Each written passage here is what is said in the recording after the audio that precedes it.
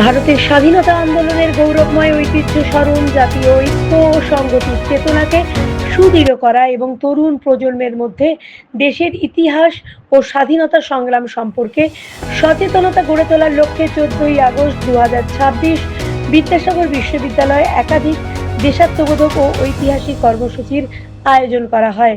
দিনব্যাপী এই অনুষ্ঠানে বিভিন্ন বিদ্যালয়, কলেজ ও বিদ্যাসাগর বিশ্ববিদ্যালয়ে হাজারেরও বেশি ছাত্রছাত্রী উৎসাহ ও উদ্দীপনার সঙ্গে অংশগ্রহণ করে। দিনের কর্মসূচির সূচনা হয় বর্ণময় মানববন্ধনের মাধ্যমে। বিভিন্ন শিক্ষা প্রতিষ্ঠানের হাজার হাজার ছাত্রছাত্রী হাতে জাতীয় পতাকা নিয়ে মানববন্ধনে অংশগ্রহণ করে। জাতীয় পতাকা হাতে ছাত্রছাত্রীদের এই সুদৃশ্য মানববন্ধন জাতীয় ঐক্য, সংগতি এবং দেশের প্রতি সম্মিলিত অঙ্গীকারের প্রতীক হয়ে ওঠে।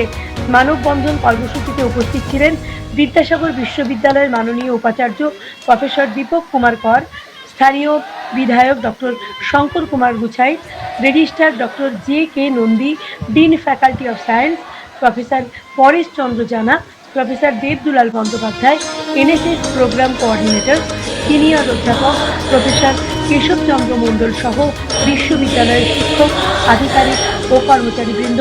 তাদের উপস্থিতিতে ও উৎসাহে ছাত্রছাত্রীদের মধ্যে ব্যাপক উদ্দীপনার সৃষ্টি হয়।